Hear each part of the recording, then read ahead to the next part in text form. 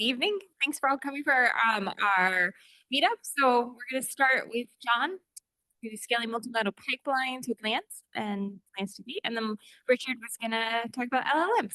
So we're in for a treat. Yep. Thank you so much, Danielle. Hi, my name is John Hsieh, and sorry I'm not Lei, but you have me. Let me give a little background about myself, and then I'll just jump in. So a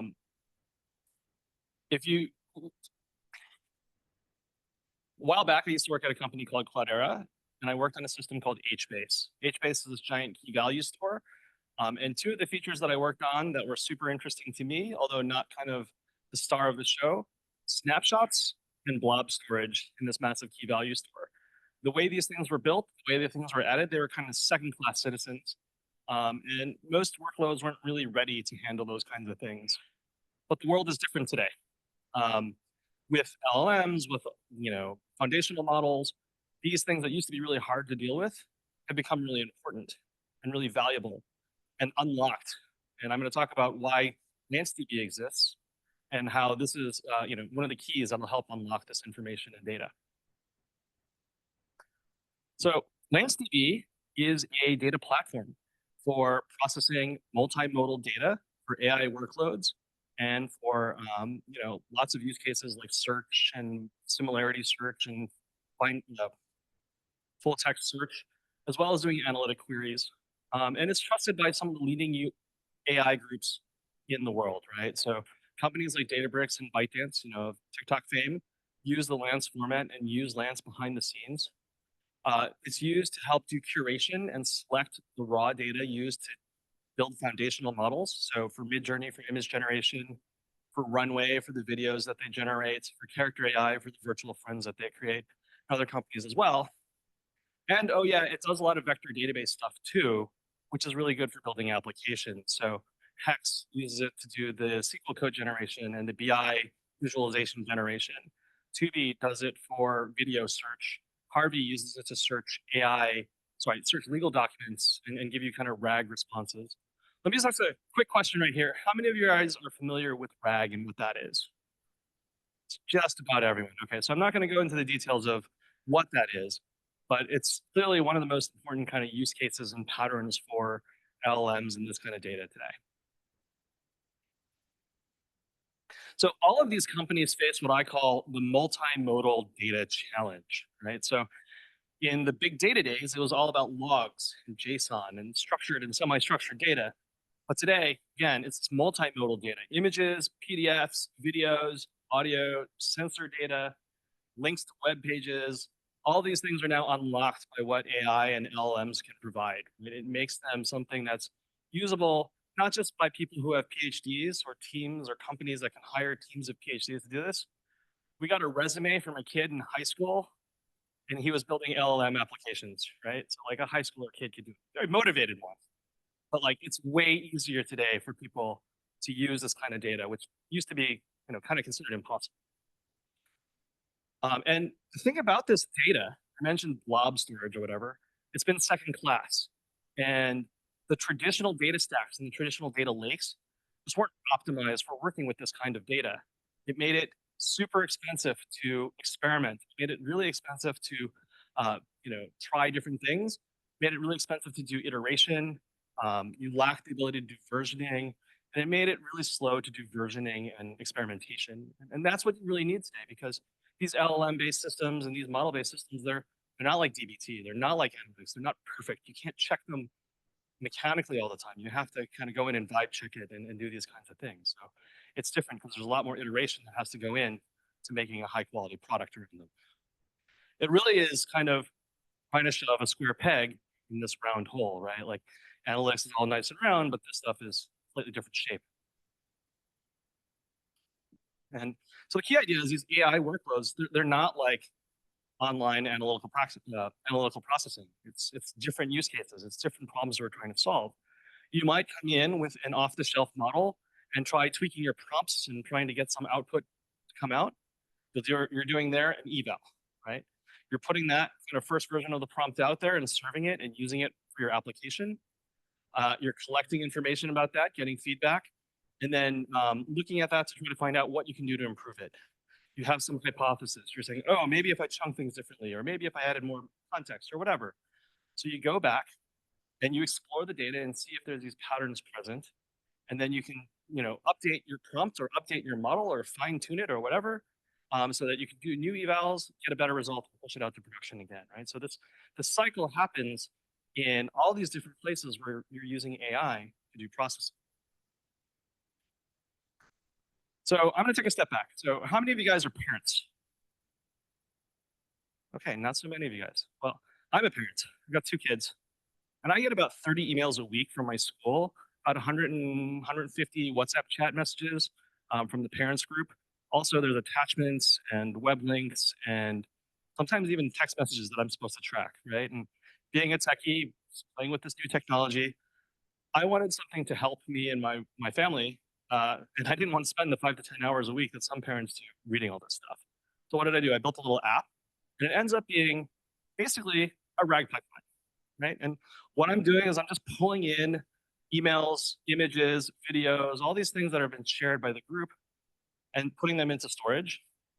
I'm either doing some traditional text extraction, or I'm using an LLM to do caption generation so that I can put it into text and just use it in the rest of my pipeline. And then from there, the traditional RAG pipeline things, I chunk it up into bite-sized chunks. I use a model to embed them and put them into a vector database. And then that's kind of the back end side. And the front end side can take queries. Hey, when is the field trip for my first grader? Ask the question, do the vector lookup, put it into the prompt, get an answer back, right? So the one thing that is never going to change is that raw data that came in. So I collect that raw data. But everything else could be changing the prompt, it could be changing the model, it could be changing the chunking. All of these things are kind of up in the air and could change. So I built this and like, whoa, I should be done. I can make $1 million now, right? The problem is that these things aren't perfect, right? So about 60% of the answers were good. About 40% of the answers may have been hallucinations, not quite so good. So what do? You science this, right? What do? You go and you build an evaluation suite. So I kind of added some things on the side. I used Ragus, which is a LLM as a judge eval platform. So, I collected the questions and answers so I can go look at what was generating the answers that were coming back to the users. I also have something that I call custom eval. That is called John reading the logs and seeing what is in there. You need to go and vibe check this stuff, right? Because at the end of the day, human judgment is really important here. And what that led to was a bunch of refinements and more things that I added to the main pipeline. I added hide, hypothetical document embedding. I added re-ranking. Oh, and then I redid the whole chunking mechanism so I could add more metadata and have more context, right? So after all this work, got to about 85, 90% what I would consider to be good answers. That's great, right? Like I made a lot of progress. On the business side, there weren't that many people asking questions. And I had all this data, so I had to find out something else to build, right? And what I ended up doing is I added yet another pipeline, right? Added summarization, summarize the email, summarize the PDFs. I found that a lot of these things had things relevant to 5th graders, but I have a 1st grader, don't care. I need to add tagging and classification so I can filter things out. And then I added other things like searches and vector indexes of the summaries so that when people came into the app and were looking for citations and looking for where these things came from, they could get an answer and go back to the original data, right? And along the way, prompts, LLMs, these are all also things that I could change, right? Should I try Sonnet? Should I try GPT-4o? Should I try Llama? Should I try, which model should I use? And all these different tweaks that I could choose there. Oh yeah, and then since I had the evaluations and since I did these vibe checks, I could say which ones were good. And if I really wanted to, I could use those as exemplars, throw that back in as my training set for some fine tuning on these models. So here I would probably focus on the RAG query part, right? So all I really want to say here is that that simple pipeline got pretty complicated. There's lots of dependencies in here.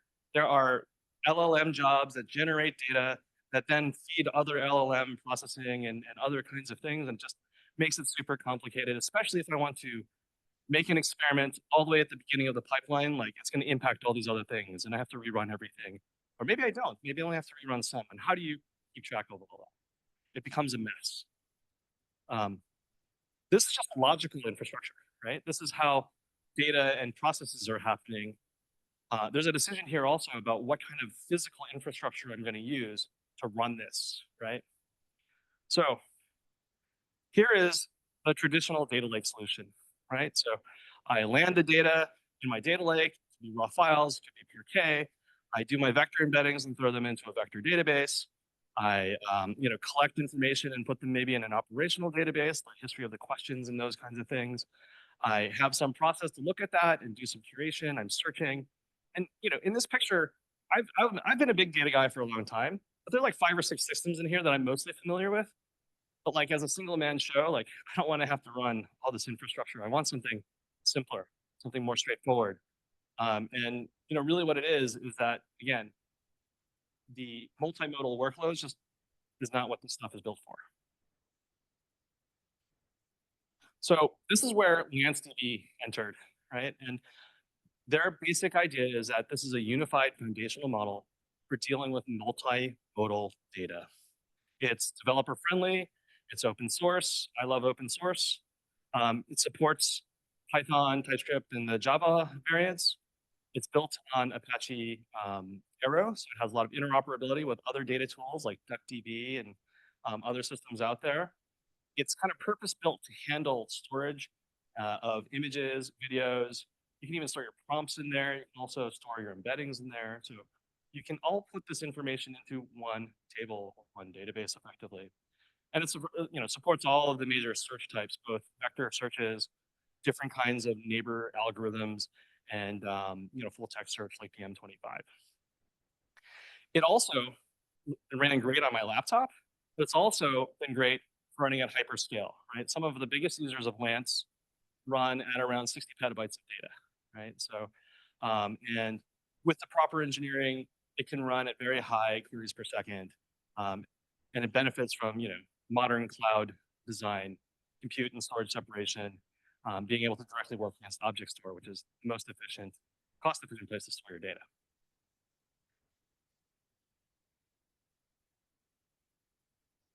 All of this is kind of built on some fundamental foundational work based on the Lance columnar format. And there's a lot of details in here, a lot of features. I'm not going to cover it. I'm going to talk about the one most important feature for the problem that I was showing you earlier, and how it kind of solves that problem.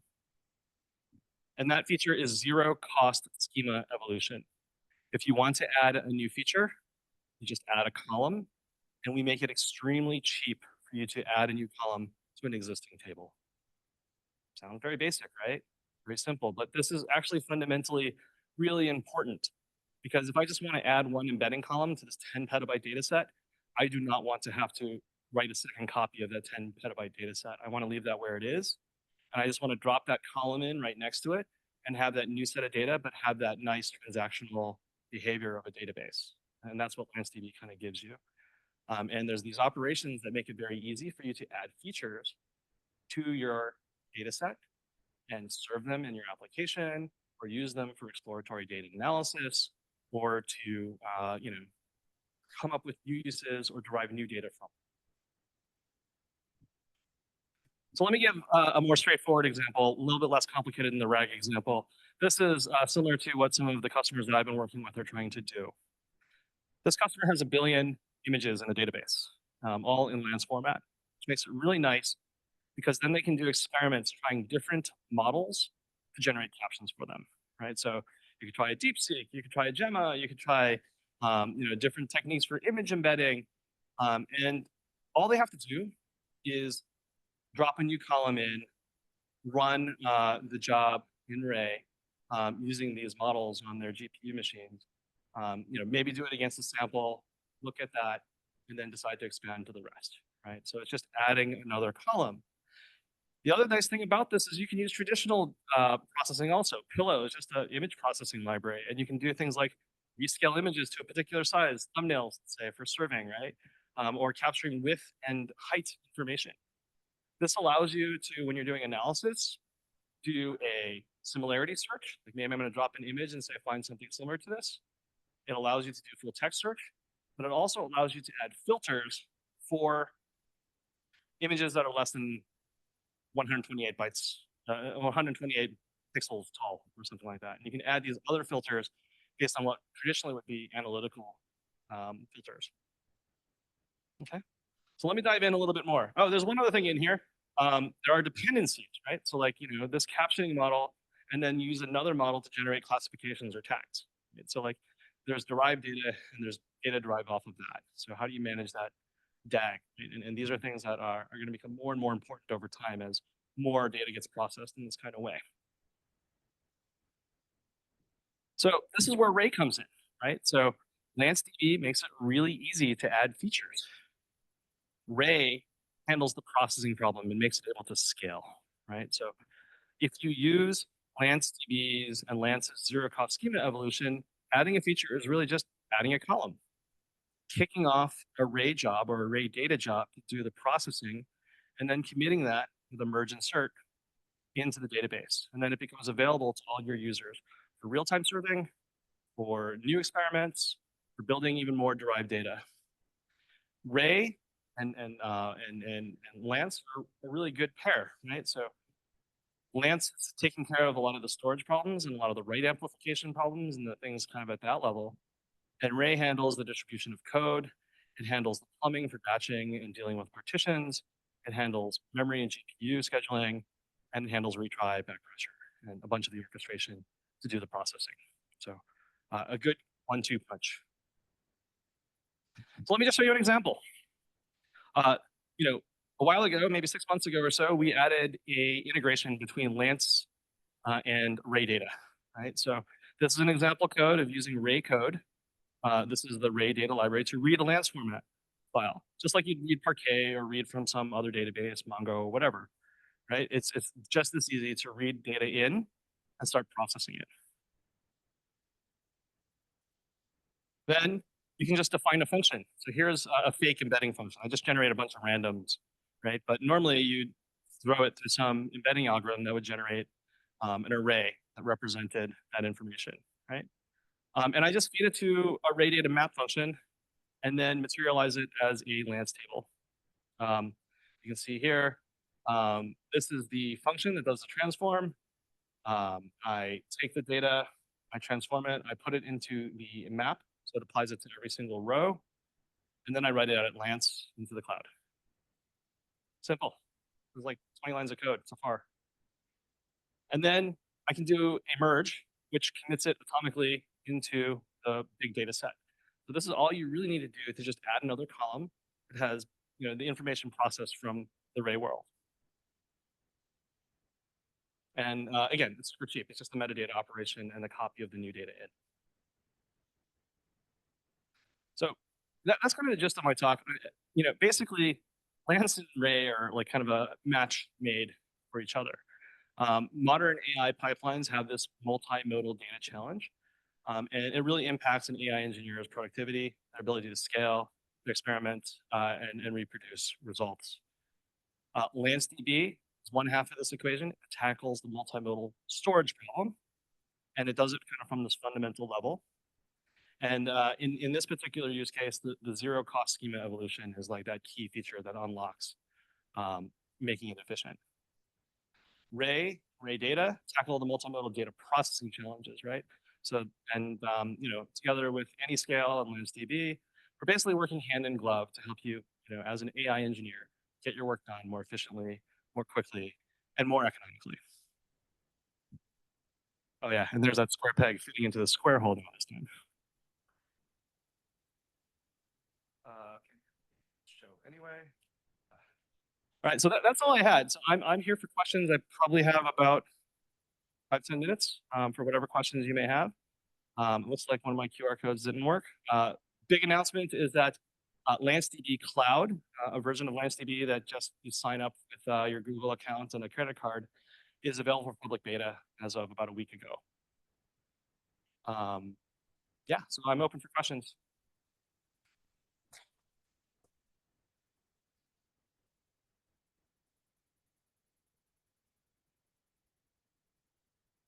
I seem awfully quiet. All right, there you go. So for zero cost automation, does that mean that all the law needs to be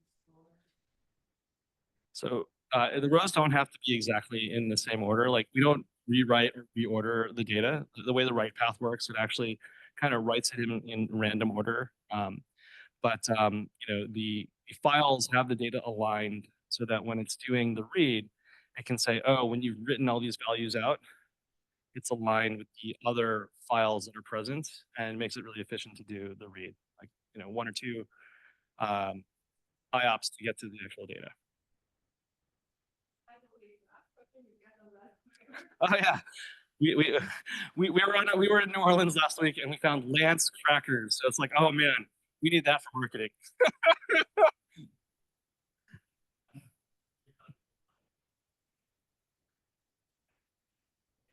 Yep. Yeah. Yeah. So let me give you the super short answer. Parquet is optimized for analytical workloads, so data warehouse type workloads. If you add a column to Parquet, you have to rewrite all your Parquet data.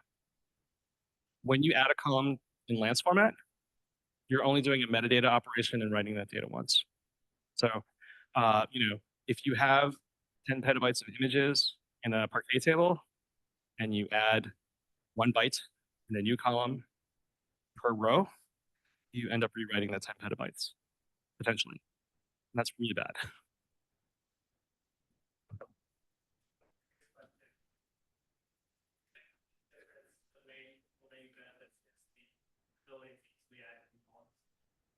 Yeah. So the question is like, the benefit is easily adding new columns. Yeah.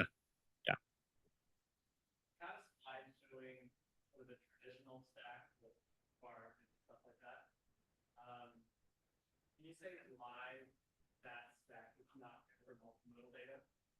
Yeah. So the thing about that picture is that there are 5 or 6 different systems, 4 of which are like 4 different storage systems potentially in play there, right? So you'll have your data lake storing in an object store, and you might have BigQuery or Snowflake or something to do, analytic queries, right? And you would have a copy of some of that data living in some other database.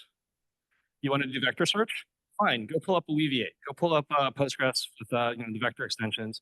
Now you have another database that has another copy of some of that data in some other system. Okay, now you want to do full text search. All right, pull up Elasticsearch and have that next to that and add that to the mix. So you get this operational problem where you have multiple fairly large, potentially complex systems that you have to operate and manage in order to get your full application working. And with Lance, if I have a small scale data set, I can just copy that all onto my laptop and do it all on my laptop, right? I don't have to have 5 or 6 different distributed systems running in the back. I just have all that data in a directory in CloudStore, and I can use the Lance client and get access to all of that. So it's just operationally much simpler. Previous architecture has a bunch of different, well, Lance can create in many ways, like full text search, vector search, all this. And then each of those different ways of bringing it, it's kind of like a whole system, a whole different storage system in the Yeah, that's basically it. There's a lot of different systems, and yeah, some of them can be combined, but you're still gonna have multiple systems, and you don't get one system that kind of does it all. Like I come from a Hadoop background, there are like 30 zoo animals, and like that's probably about 28 too many, right? And modern data stack has the same problem, right? Except now you have 10 different categories and you have 5 different choices that you can make in each of them. Also, way too complicated, right? Well, can we simplify this problem, distill it down to a processing system and a storage system, and have that kind of in a more unified way? Hey, let other applications go query that data too, right? There definitely will be cases where you're going to want other systems. You're going to want a ClickHouse if you're going to do real time, like dashboarding and stuff. But that's kind of derivative data and not necessarily the source of truth data.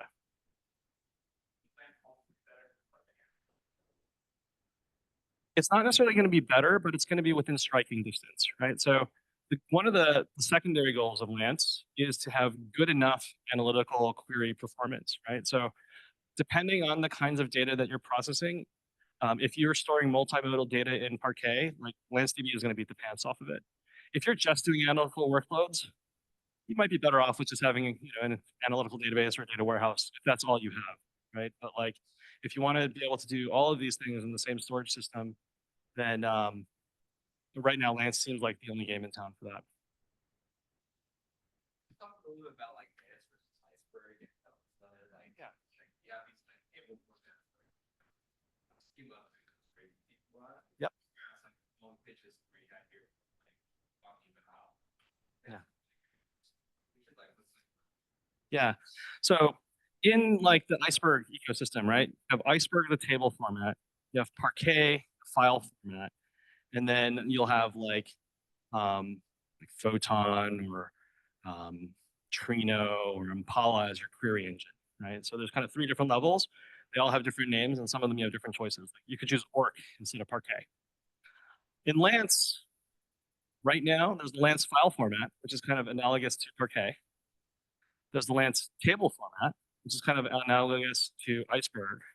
And there's LanceDB, which is the processing system, the thing that runs the queries, the things that does the lookups and that kind of stuff. So for better or for worse, they're all named Lance right now, but they kind of cover all 3 of these different levels. Yeah, like, it's, and there's going to be kind of more compatibility between these systems that we're going to try to build out.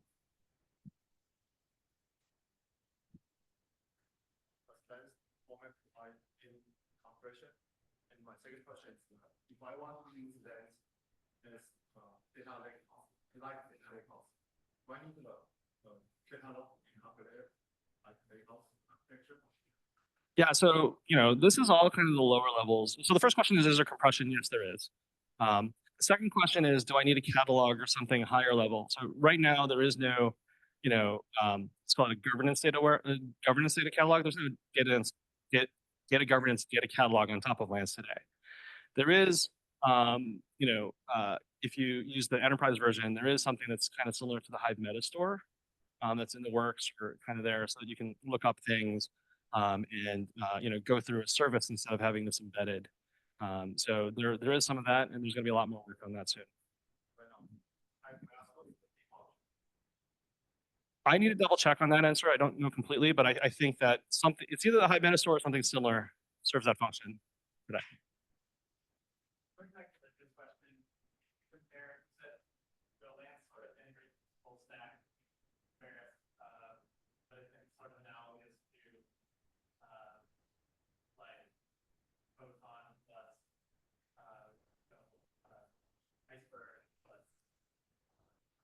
Yeah.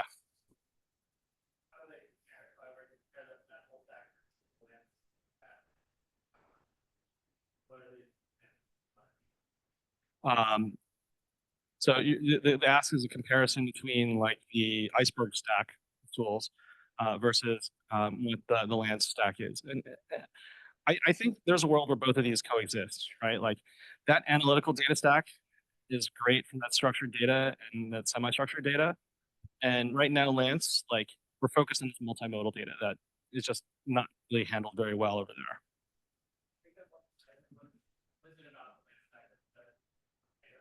Yeah. So if you wanted to do these large blobs in the analytic data, in the Iceberg model, right? You have kind of 2 options. You can stick the big files off in a corner somewhere and have pointers into it. And now you have this consistency problem that you have to maintain because they're 2 different storage systems, and the metadata service like HMS doesn't really know about the files. You have to kind of go through this extra layer to get there. In the Lance world, it's just embedded into these Lance formatted files, right? And it's very efficient, like 1 or 2 IOPS to get to the blob of data or get to the compressed columnar data that you need to do more analytical queries, right? So by putting all of the data, the multimodal data, along with the scalar data, you can have transactional guarantees between these kinds of things. You can version them. You can try different, let's say, LLM paths or different prompts, store the data in, you can go back in time and snapshot back the entire state, the raw and the previous version of the result that was generated from the LLMs. And in the other world, you would have a different management problem there, right? Like you'd have to potentially coordinate between 3 or 4 different storage systems to get the full text search, the vector index and the scalar indexes all in sync again. And in Lance, you can do that all in one place. Sure.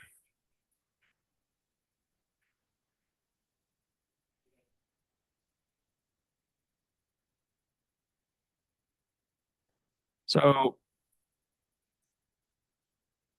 all this goodness is great, but there's a price that we pay, right?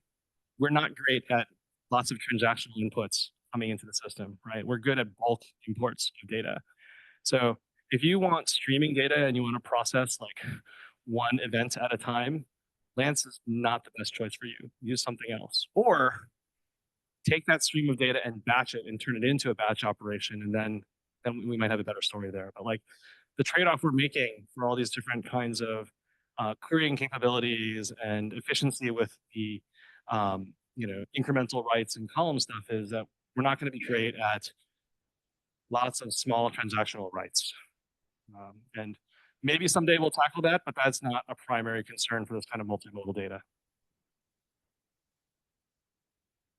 All right, I think I'm a little bit past my time, but I'm happy to ask more questions later. Offline, I want to make sure that Richard has time to give his talk as well. But thank you very much. I hope this was helpful for you all.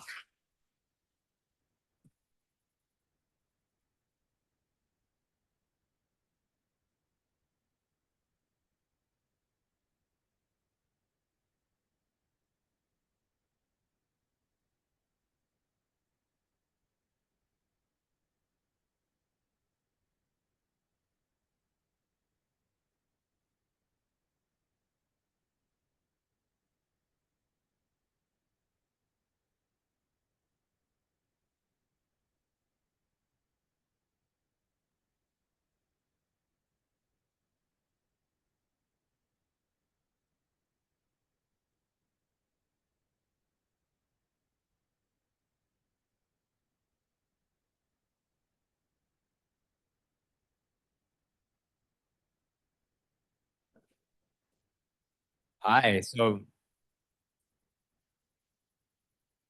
just doing the sound real quick. Okay, can everyone hear me? So my name is Richard. I'll be talking about some of the new APIs that we've been introducing in the Ray ecosystem recently, especially around LLM inference. So a little bit about me to kick things off. I'm a product manager here at Anyscale. I previously was doing my PhD at the UC Berkeley Rise Lab, now the Sky Lab, where I was working with Jan and Joey. Since then, I've sort of joined Anyscale, and I've been working on Ray for the last 7 years. And so today I'll be talking a little bit about the topic of serving LLMs with, especially open source LLMs with Ray. And so we'll start with like, why is it hard to do this, especially with the open source, whatever is available in the open source today. I'll talk then a little bit about two modes of inferencing. One is like batch and offline inferencing and how we can do that really easily with some of the new APIs that we've introduced with Ray Data LLM. And then online inferencing, which is also a very common use case, and you can do that really easily with Ray Serve LLM. So to sort of set the stage, we all know that like open source models are getting better and better, and especially with DeepSeek coming out this past year, we've sort of seen like the frontier, the top frontier of the open source, or like model intelligence, sort of being open sourced.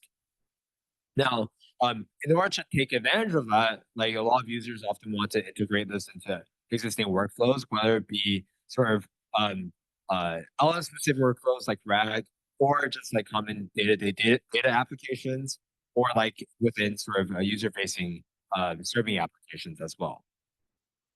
But it's actually not really easy to do this, and I'll sort of explain why.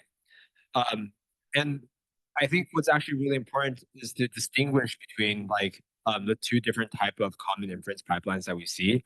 One being the batch batch LLM use case, where we have offline, we care about high throughput. They're usually typically doing this within an existing data pipeline.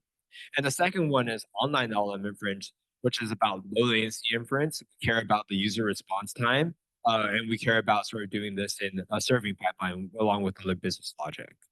In both cases, there are problems that exist today, and there's sort of problems that we're trying to solve with some of the new APIs we've introduced. So today I'll start off with talking about batch LM inference, and specifically this is the offline high throughput use cases. So with LLMs, it's actually quite easy to do batch inference, especially with existing inference engine if you're running on a single replica.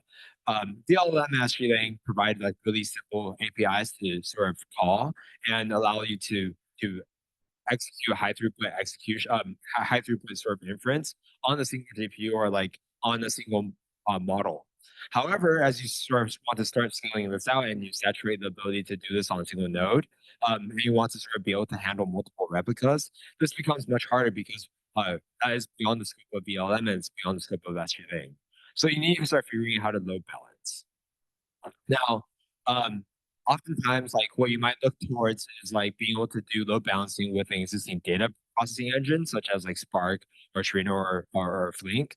And the problem with that is that like you actually in Spark, for example, like you have to sort of deploy on two different sort of systems. You have Spark, which handles your data processing, and you have a separate online inference engine or online inferencing service, which complicates your deployment process. So you actually want to sort of simplify the deployment process by integrating that all in one application. Existing data processing systems, unfortunately, have the limitation of not being able to support that because GPU support and supporting large models and having very, very large functions where the size of each GDF can be gigabytes. It's not something that was something that was present in the previous big data era, and therefore sort of break some of the existing assumptions on these big data processing systems. So this is where Ray Data comes in, and I'll talk a little bit about who Ray Data is for those who don't know.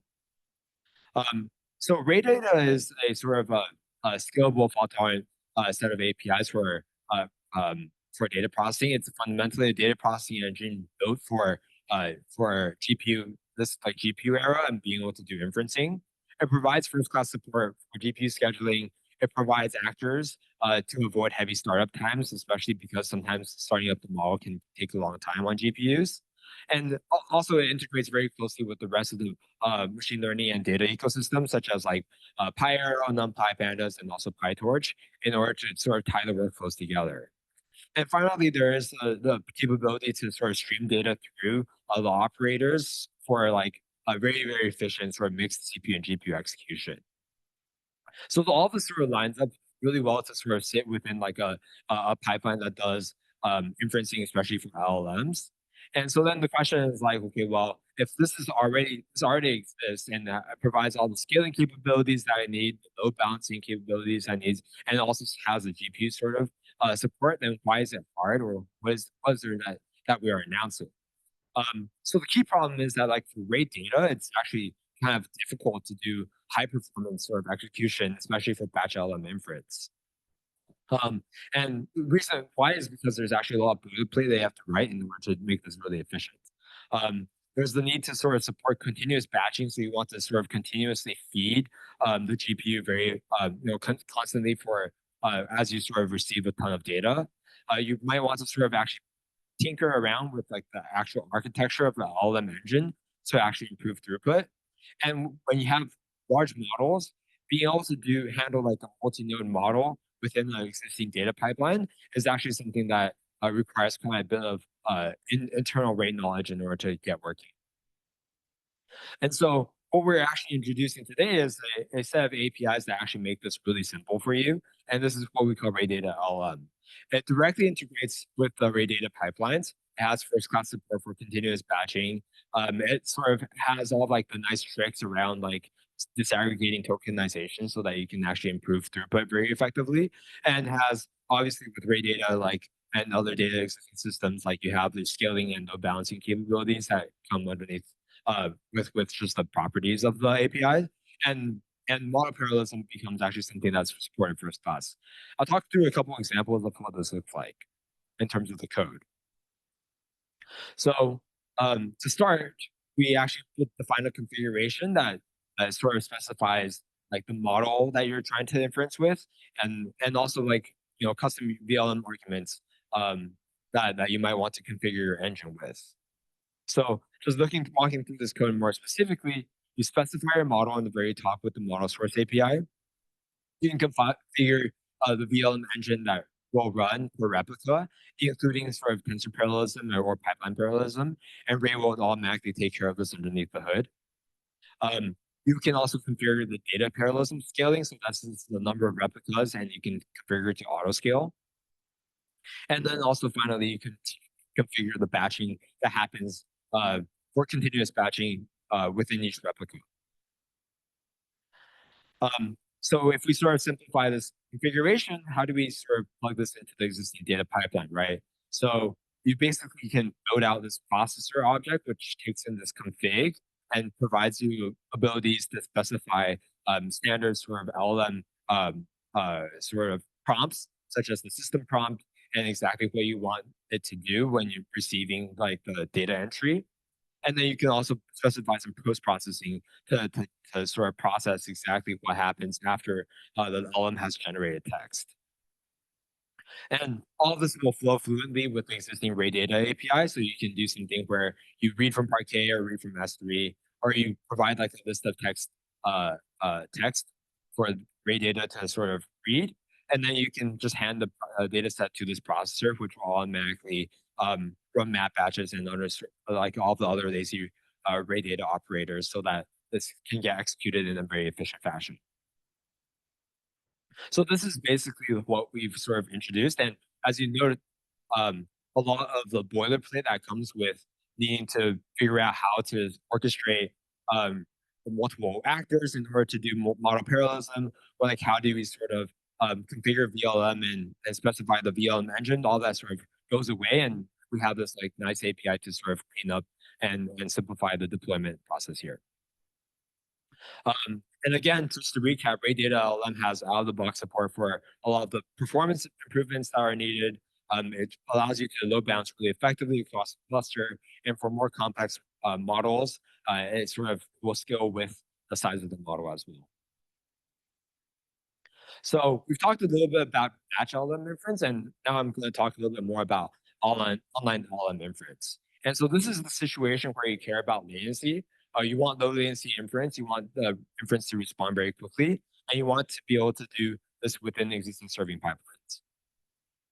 So as we sort of talked about in the previous slides, in the batch LLM use case, DLM and other inference engines are really good for single model inference.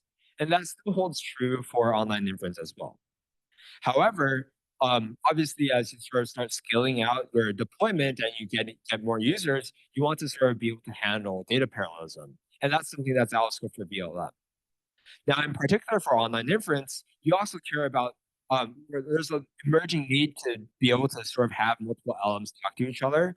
And this is what is sort of deemed as agentic serving, right?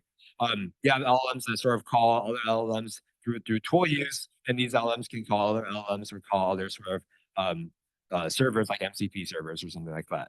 And this sort of like multi-agent sort of situation gets very, very complex and becomes very heavy on the sort of deployment logic. Imagine trying to do this with YAML, it's going to be a nightmare. And so, so here's where I want to sort of bring in RayServe. I think that RayServe actually solves a lot of the problems for you, but again, there's sort of going to be some limitations with RayServe for what it can do today and why we need a new set of APIs. So RayServe is a flexible, scalable sort of compute layer for online inferencing. It provides a Python native API so that you can mix business logic and machine learning models very quickly. It provides first-class support for you to write these like multi-model inferencing pipelines just as you would write standard Python. And it provides also the ability to scale really flexibly and specify fine-grained resource allocation so that we can reduce costs. So with RayServe, I think one of the big things is that like obviously we can solve a lot of problems around auto scaling, load balancing, all these standard production requirements. And in addition to that, we sort of are able to support these like multi-model training pipelines. This kind of looks like the right solution, but there's some limitations here, right? And this is where like real world production requirements sort of come in, especially around LLMs. Um, Oftentimes with LLMs, like you're going to have a lot of users that require sort of fine tunes, and fine tunes can be sort of varied across your sort of cluster and across your user base. And so you're going to need to manage your fine tunes very effectively, and this is where we call what we call LoRa management. In addition to that, like with oftentimes like deploying LLMs requires like an OpenAI compatible API. That's something that VLM comes out of the box with. But if you were to use RayServe, this is something that you have to implement by yourself. And then finally, similar to Ray data, orchestrating your model parallelism, where you have multiple auto-scaling auto-scaling VLMs, each of which have their own sort of set of actors to take care of, or set of model shards to take care of, becomes very, very complex. For example, it's actually quite hard to be able to do this with like DeepSeek, which requires you to have like 16 different sort of shards per replica, and scaling that sort of linearly as you have demand come in. Now, there's ways to do this, but it's just a lot of boilerplate, and you have to do this by yourself. So here's where we're introducing RayServe LLM. It provides native APIs for you to have out-of-the-box support for serving LLMs on top of RayServe. It's going to have an OpenAI compatible API that can sit across multiple models. It's going to have LoRa multiplexing and management out of the box.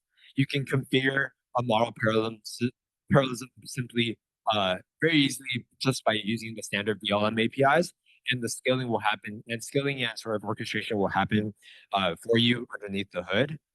There's a router that comes with that allows you to route across multiple models. And then obviously with RayServe, it already comes with like the ability to do scaling very effectively, auto scaling, load balancing, fault tolerance, and so forth. Let's now walk through a couple of sort of API examples so that we make this a little bit more concrete. So here's like a similar sort of config object that we have with RayServe LLM. And I'll walk through this really quickly, right? So you have a place where you specify the models. This is very similar to what we saw earlier with Ray Data LLM. You have a place where you can configure VLM. This is a little bit shorter, but what I just want to show is that this is where you would configure your tensor parallelism, for example, or your pipeline parallelism, and this can sort of span across nodes as well. And finally, you configure your scaling, right? You have some all scaling config, and you can specify min and max, so on and so forth, and what's like the failure recovery situation. And with that, there's a couple ways to take this configuration and deploy it. There's a simple way where you can provide like the builder API, and you can pass in the configuration, and you can pass this all into serve run, and this will run this locally. This is kind of similar to what you would do with Fast API.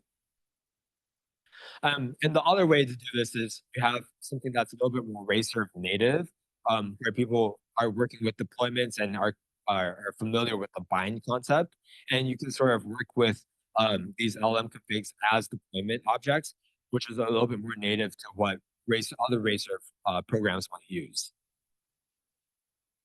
Now, some more examples here are like, how do you sort of make sure you can support LoRa, right? And so this is actually simple configuration as well, where you can specify like a directory that holds thousands of LoRas, and specify that like you want to enable LoRa support.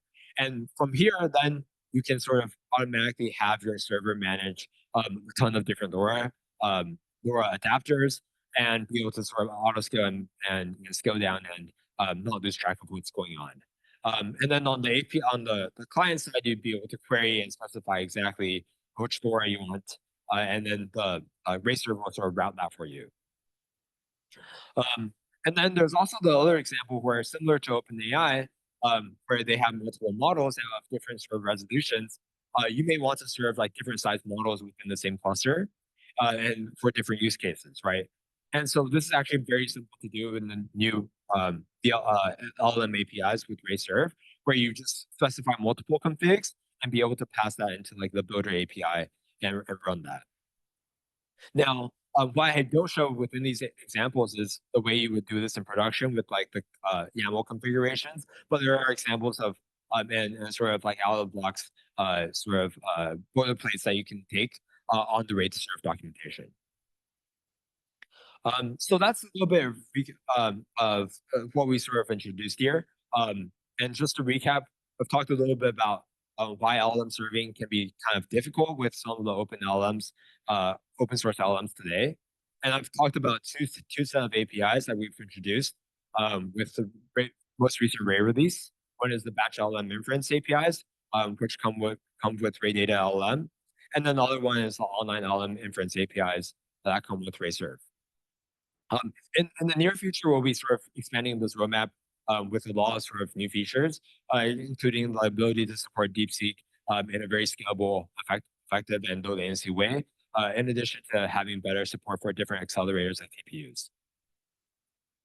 So yeah, that's a little bit, that's basically my talk, and would love to sort of take any questions if you have.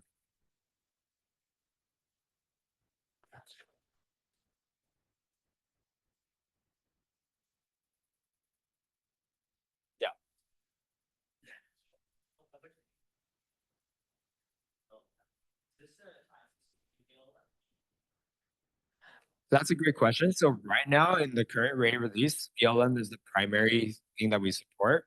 We also support sort of adapters for any OpenAI compatible API, but that requires you to sort of manage it out of band, right? Like you'd have to sort of ping a separate service. There is an open PR to support SGLang as well, and we're trying to get that merged as soon as possible.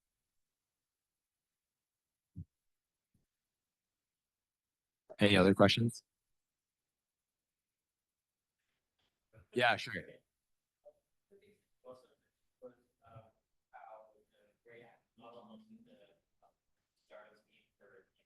Yeah. Yeah, for sure. So basically in other data processing systems, oftentimes you have like processing units or like processing functions, and these get invoked sort of with the life cycle of like the time at which it gets processed, right? So basically it's like it runs once and it disappears. And then if you have like a stage in within, you can imagine using that, but you have to like load a GPU, like a GPU model in, and the model is 600 gigabytes, right? So like basically every time like this function runs, you have to wait, 2 minutes, 3 minutes, or 5 minutes, or 10 minutes, depending on how fast your model loading is, for that GPU to start up, for you to download the model weights, and then do the processing, and then throw it away. And what reactors allow you to do is sort of spin up and have this like constant set of operators where like you hold the model weights hot in the GPU, and then the rest of the data processing sort of can happen at the same time. And so basically what ends up happening is throughout the entire life cycle of the data processing, like the GPUs are able to maintain that high utilization instead of like the other situation where you might have to like continue like loading and deleting like the GPU cache.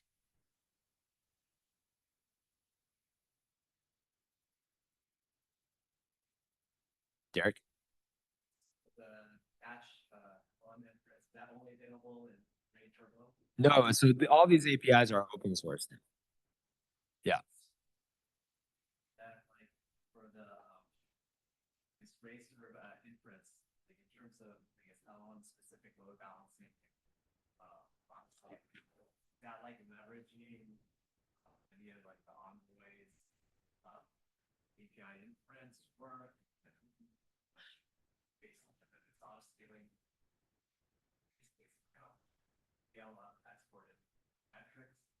Yeah, that's a good question. So right now, like, right now, I don't believe we use. So we definitely don't take a dependency on Envoy. We just implement our own set of like routers and like with simple Python classes, since you can do that very easily with Reserve. What we are working on is making it so that it's a little bit more aware of exactly what prompts are coming in, so that we can do like prompt aware prefix routing and stuff like that. Now, with regards to auto scaling, right now, I believe we just look at the sort of number of incoming requests and then sort of scale off of that. If like the queue is growing in like an unbounded fashion, then we start sort of increasing the number of models that are live. Yeah. Any other questions? Ibrahim? Yeah.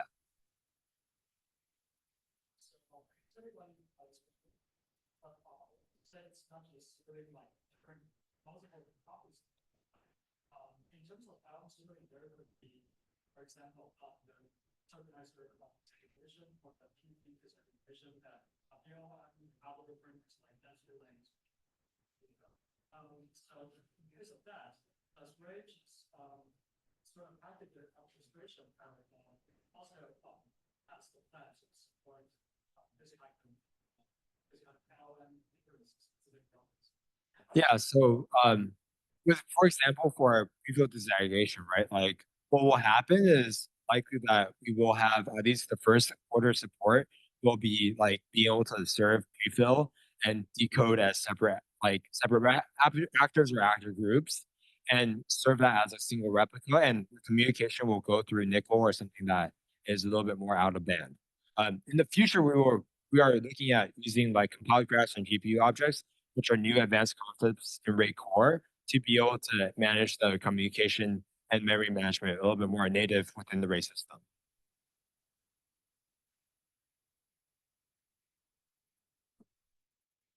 Any other questions? Cool. Thanks, everyone.